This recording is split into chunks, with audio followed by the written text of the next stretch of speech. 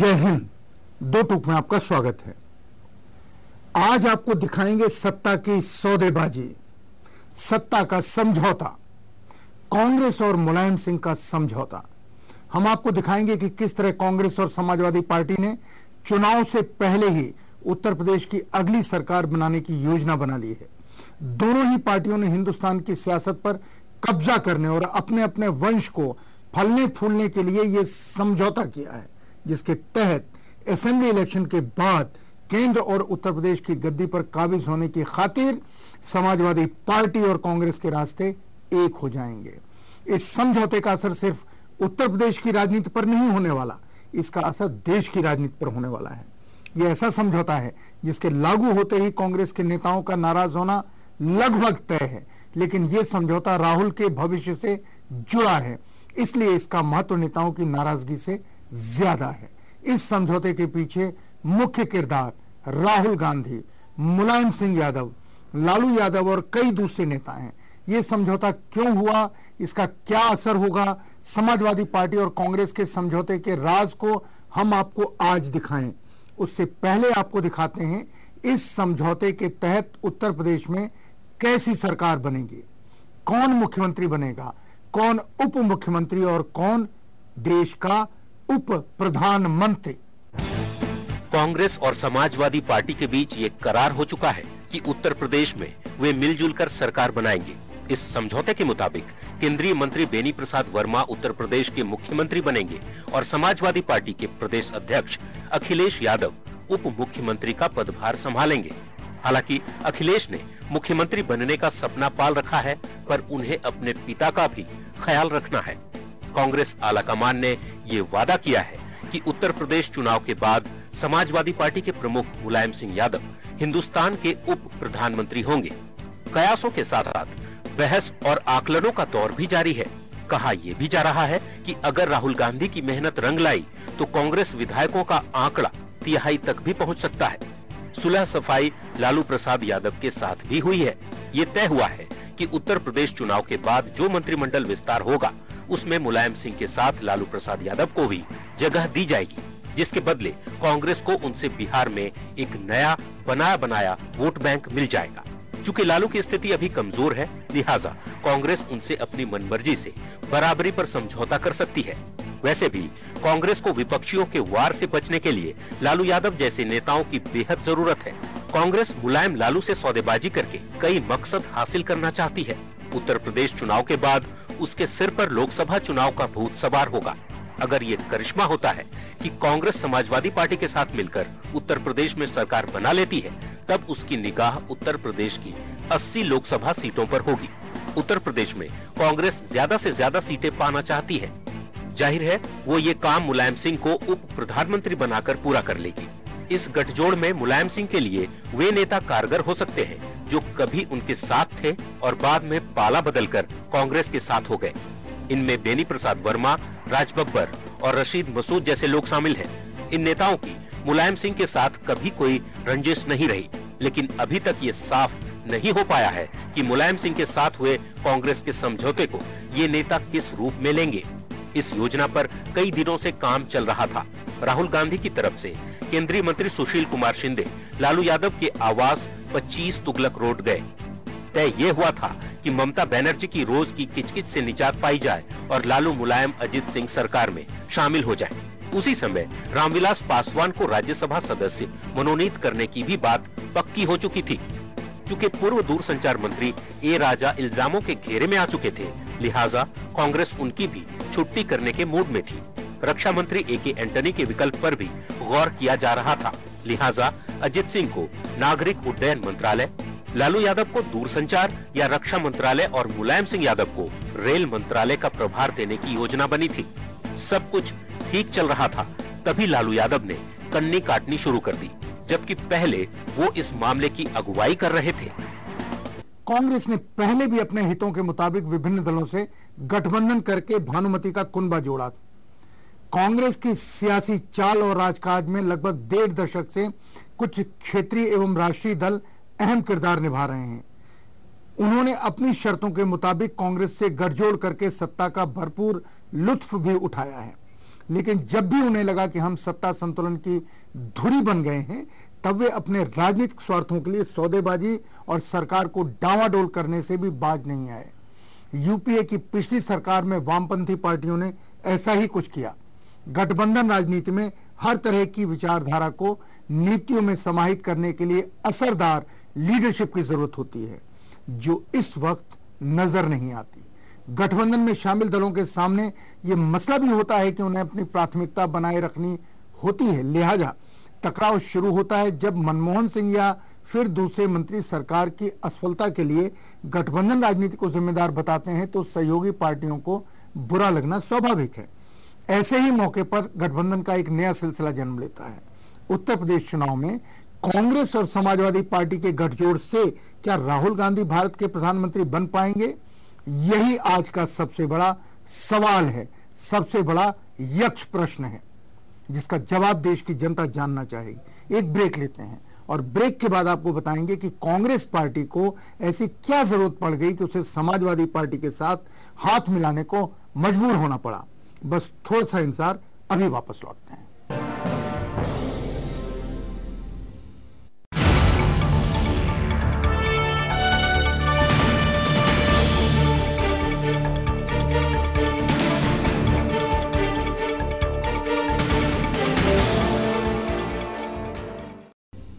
Break के बाद दो टुक में आपका स्वागत है। आज हम आपको दिखा रहे हैं कांग्रेस और मुलायम सिंह का समझौता। उत्तर प्रदेश में चुनाव के बाद किसकी सरकार होगी, कौन मुख्यमंत्री बनेगा और कौन उप मुख्यमंत्री। ब्रेक से पहले हमने आपको बताया था कि कांग्रेस और समाजवादी पार्टी की डील के मुताबिक चुनाव नतीजे के बाद समाजवादी पार्टी और कांग्रेस की सरकार बनेगी, जिसमें बेनी प्रसाद वर्मा मुख्यमंत्री और अखिलेश यादव उप मुख्यमंत्री, केंद्र में मुलायम सिंह यादव को उप प्रधानमंत्री बनाया जाएगा। नोट करने वाली बात यह है कि इस डील में लालू यादव ने अहम भूमिका निभाई है। लालू यादव और मुलायम सिंह यादव का राजनीतिक कद धीरे धीरे घटता जा रहा है। यही वजह है कि अपनी प्रासंगिकता बनाए रखने के लिए दोनों के बीच समझौता हुआ, जिसके बाद दोनों ने कांग्रेस से हाथ मिलाया। यही वजह है कि हर मुद्दे पर ये दोनों नेता लोकसभा से वॉकआउट कर कांग्रेस को बचाते रहेंगे। उत्तर प्रदेश में भी लालू यादव मुलायम सिंह के पक्ष में प्रचार करेंगे। यही वजह है कि संसद के अंदर या संसद के बाहर मुलायम सिंह यादव या लालू यादव सरकार की नीतियों पर हमला करते नजर नहीं आते। मुलायम सिंह और लालू यादव की पार्टी मंत्रिमंडल में शामिल आज तो नहीं है, लेकिन यूपीए के लिए खतरा भी नहीं है। फिर सवाल उठता है कि कांग्रेस पार्टी को लालू यादव और मुलायम सिंह से समझौता करने की जरूरत आखिर पड़ी क्यों? मुलायम लालू से समझौते का एक और अहम कारण है, यूपीए को केंद्र में अपनी सरकार भी बचानी है। सहयोगी पार्टी तृणमूल कांग्रेस की प्रमुख ममता बनर्जी पश्चिम बंगाल के नगर निकाय चुनाव के वक्त से ही लगातार कांग्रेस को दबाव में लिए हुए हैं। वे बार बार धमकियां दे रही हैं और अब तो खुलकर कहने लगी है कि केंद्र सरकार चाहे तो उनसे अपना नाता तोड़ सकती है। केंद्र में सहयोगी दल होने के बावजूद उनकी पार्टी उत्तर प्रदेश में अलग थलग होकर चुनाव लड़ रही है। इसलिए कांग्रेस को ममता बनर्जी के विकल्प की तलाश है। मुलायम सिंह के 22 और लालू यादव के 4 सांसद हैं। राष्ट्रीय लोकदल के 5 सांसद केंद्र में शामिल ही हो चुके हैं। अब मुलायम लालू के यूपीए के घटक दल बनने से केंद्र सरकार की निर्भरता ममता बनर्जी से कम हो जाएगी। हालांकि पार्टी के अंदर लालू के विरोध में भी कुछ स्वर हैं, पर उन्हें कांग्रेस आलाकमान ने नफा नुकसान का गणित समझाकर शांत करा दिया है। और जो लोग मुलायम और लालू से सद्भाव रखते हैं, उन्हें उत्तर प्रदेश चुनाव तक इंतजार करने के लिए कहा गया है। पर हाँ, संभावना इस बात की भी पूरी है कि अगर उत्तर प्रदेश में कांग्रेस की रणनीति कामयाब हो जाती है, तो कांग्रेस को मुलायम और लालू से दूरी बनाते भी देर नहीं लगेगी। फिर कांग्रेस महासचिव उत्तर प्रदेश का प्रयोग बिहार में दोहराएंगे। लेकिन अगर पार्टी बिहार की तरह उत्तर प्रदेश में भी चौथे नंबर पर आती है, तब इन 26 सांसदों का सरकार में शामिल होना तय है। हालांकि कांग्रेस ने लालू मुलायम से सौदेबाजी का ये सिलसिला काफी पहले ही शुरू कर दिया था, लेकिन मुंहमांगा मंत्रालय न मिलने की वजह से बात ठंडे बस्ते में डाल दी गई। लालू यादव इस बात से भी बड़े दुखी थे कि ममता ने उनके द्वारा शुरू की गई परियोजना गरीब रथ का नाम तुरंतो एक्सप्रेस कर दिया। इसलिए लालू दोबारा रेल मंत्री बनकर सारी कसर पूरी कर लेना चाहते थे। पर राहुल गांधी की मंशा ये थी कि रेल मंत्रालय जैसा सबसे ज्यादा जनोपयोगी मंत्रालय उत्तर प्रदेश के हवाले करके वो उसका सियासी फायदा उठा सके। राहुल ने समझाना भी चाहा, पर लालू अड़ गए तो फिर नहीं माने। बात यही बिगड़ गई और राहुल गांधी लालू यादव से इतने नाराज हो गए कि उन्होंने उनसे बातचीत भी बंद कर दी। राहुल को लगा कि लालू ने अपनी हरकतों से उनके मिशन 2012 के सपनों के साथ खिलवाड़ किया है। यही वजह रही कि राहुल ने बिहार विधानसभा चुनाव में कांग्रेस की कमजोर हालत के बारे में जानते हुए भी लालू के साथ गठबंधन नहीं किया। हालांकि रामविलास पासवान ने कांग्रेस आलाकमान सोनिया गांधी से अपने अच्छे संबंधों की बदौलत सुलह कराने की कोशिश भी की, लेकिन राहुल नहीं माने। बहरहाल बिहार विधानसभा चुनाव ने लालू को उनकी औकात बता दी। तब उन्होंने कांग्रेस का हिमायती बनने का मौका तलाशना शुरू कर दिया। जब एफडीआई और लोकपाल के मुद्दे पर कांग्रेस पर चौतरफा वार होने लगे, तब लालू अपने बड़बोलेपन और मस्खरेपन से उसकी ढाल बन गए। वो भी तब जब राहुल गांधी लगातार उत्तर प्रदेश के दौरे पर थे।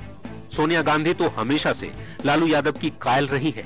अब राहुल गांधी को भी लगा कि जिस तरीके से उनकी सरकार आरोपों से घिर रही है, उसमें लालू जैसे व्यक्ति की बेहद जरूरत है। 4 सांसदों की ताकत बढ़ेगी सो अलग।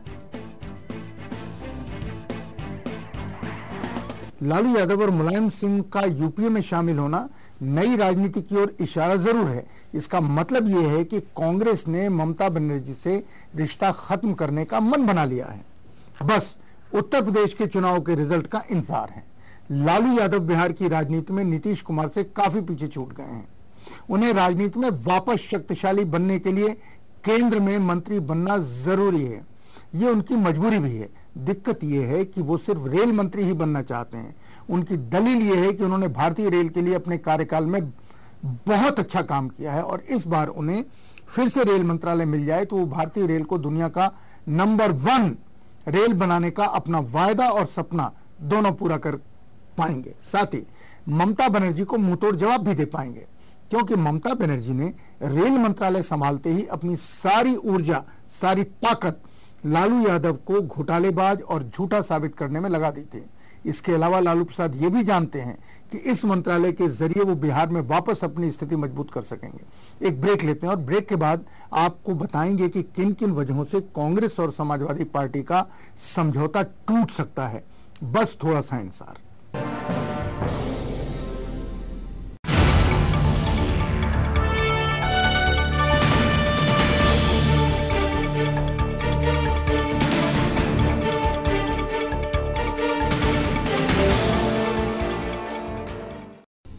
ब्रेक के बाद 2 टूक में आपका स्वागत है। आपको दिखा रहे हैं कांग्रेस और मुलायम सिंह का समझौता। उत्तर प्रदेश में चुनाव के बाद किसकी सरकार होगी, कौन मुख्यमंत्री बनेगा और कौन उप मुख्यमंत्री। ब्रेक से पहले हमने आपको बताया था कि कांग्रेस और समाजवादी पार्टी की डील के मुताबिक चुनाव नतीजे के बाद समाजवादी पार्टी और कांग्रेस की सरकार बनेगी, जिसमें बेनी प्रसाद वर्मा मुख्यमंत्री और अखिलेश यादव उप मुख्यमंत्री, केंद्र में मुलायम सिंह यादव को उप प्रधानमंत्री बनाया जा सकता है। लेकिन इस डील के लागू होने में कई परेशानियां भी हैं, क्योंकि राहुल गांधी और कांग्रेस के सामने चुनौतियां हैं।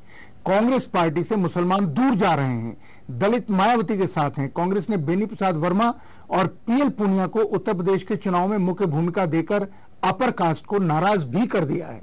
इसलिए कांग्रेस पार्टी को कितनी सीटें आएंगी ये कोई नहीं बता सकता। इसलिए अब हम आपको दिखाते हैं किन वजहों से कांग्रेस और समाजवादी पार्टी का समझौता टूट सकता है।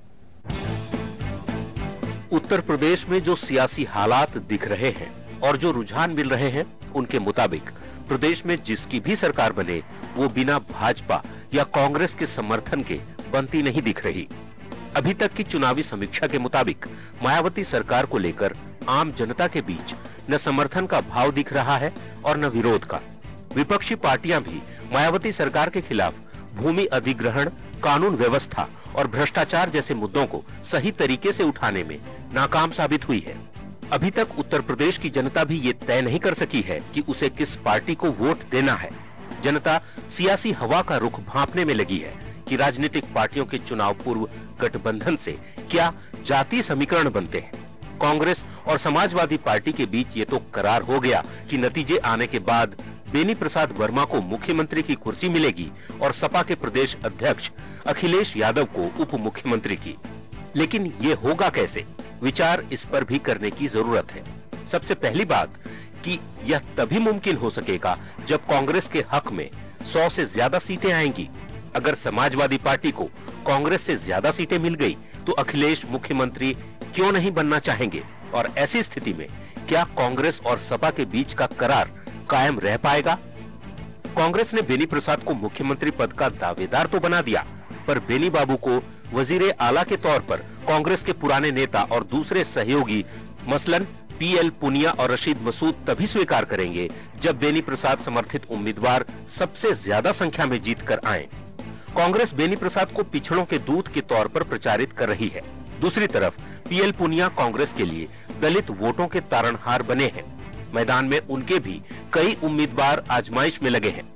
अगर जीत में पुनिया समर्थित उम्मीदवारों की ज्यादा भागीदारी रही तो क्या वह या उनके समर्थक या फिर उत्तर प्रदेश का दलित तबका ये नहीं चाहेगा कि पुनिया ही सूबे के मुख्यमंत्री बने? बात यही खत्म नहीं होती। उत्तर प्रदेश में रशीद मसूद साहब भी हैं, जिनके उम्मीदवार भी खासी तादाद में अपनी किस्मत आजमा रहे हैं। रशीद मसूद उत्तर प्रदेश में कांग्रेस का मुसलमान चेहरा बनकर उभरे हैं। मान लिया जाए अगर उनके हिमायती विजयी उम्मीदवारों की संख्या पुनिया और बेनी प्रसाद वर्मा गुट के उम्मीदवारों से ज्यादा हुई तो फिर क्या रशीद मसूद उत्तर प्रदेश के वजीर आला नहीं होना चाहेंगे?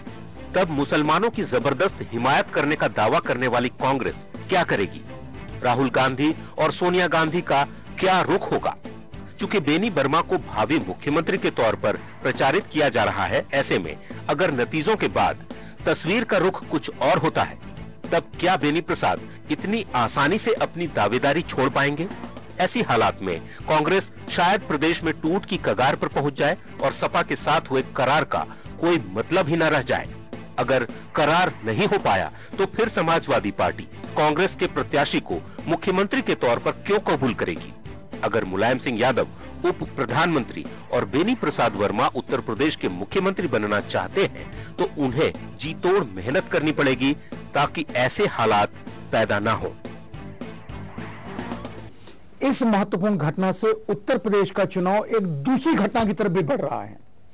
पहली बार बिहार के मुख्यमंत्री नीतीश कुमार शरद यादव भारतीय जनता पार्टी के उम्मीदवारों के खिलाफ प्रचार करते नजर आएंगे और नीतीश कुमार और शरद यादव का उत्तर प्रदेश में भारतीय जनता पार्टी के उम्मीदवारों के खिलाफ प्रचार करना भारतीय जनता पार्टी के लिए मट्ठे का काम कर सकता है। जिस तरह चाणक्य ने जड़ में मट्ठा डाल करके एक पूरी की पूरी फसल को बर्बाद कर दिया था, उसी तरह से शरद यादव और नीतीश कुमार जड़ में मट्ठा डालेंगे।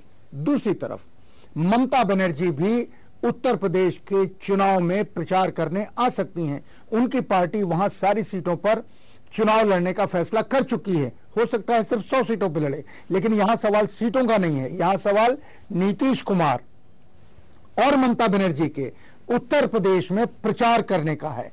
और अगर दोनों अलग अलग प्रचार करते हैं तो भी एक कमाल का संकेत मिलता है।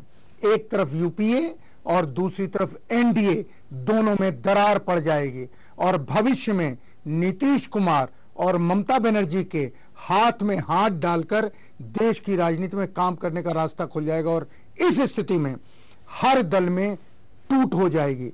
सबसे ज्यादा टूट भारतीय जनता पार्टी में और फिर कांग्रेस में होगी। यह है उत्तर प्रदेश के चुनाव का कमाल, होने वाला कमाल। हम जो कहते हैं सच कहते हैं, दो टूक कहते हैं। जय हिंद। कैसा लगा आपको हमारा ये कार्यक्रम? आप अपनी राय दे सकते हैं feedback.dotook@gmail.com पर।